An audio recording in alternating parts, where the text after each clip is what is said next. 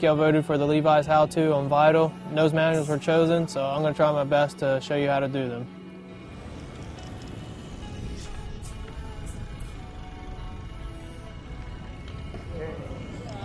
Alright, so basically, I mean, for me, the easiest way to figure it out and try and learn the balance point was find an empty parking lot somewhere, and I think if you choose the spaces, between each parking spot, then that's a good goal, going from one line to another.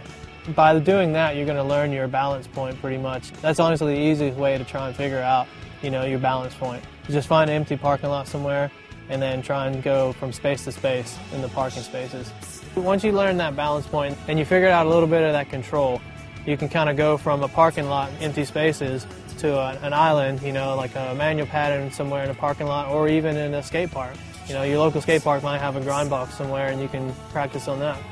Alright, so I'm going to have Morgan and Dakota session this manual pad with me, and as you can see, we all have different styles and different bike setups and even probably just different ways of jumping over the bars. There really is no wrong or right way of doing this trick.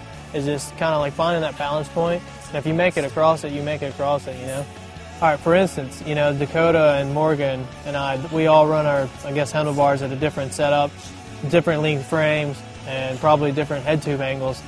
But, we all somewhat managed to figure out the balance point, with that setup and are able to find that, control, that we're looking for with that setup. So it's not really a matter of finding, all right, well, I think I need a steeper head tube angle to learn how to do it. Sure, it might be easier, but what I'm trying to say is that whatever setup you're running with is going to be okay. You're going to learn that balance point. Now getting into the actual nose manual position.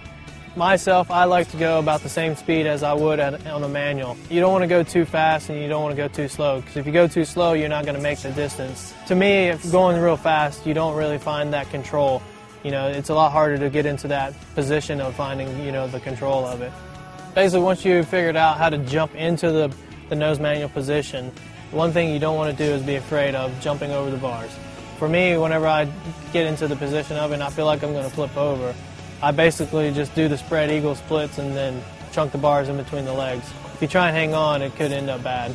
Or once you've gotten actually into the nose manual, you use your legs and your arms together sometimes. You straighten your arms out, but maybe bend your knees, and then that'll bring your back end up, or vice versa. You can straighten your legs out and bend your arms, and that'll kind of counteract it.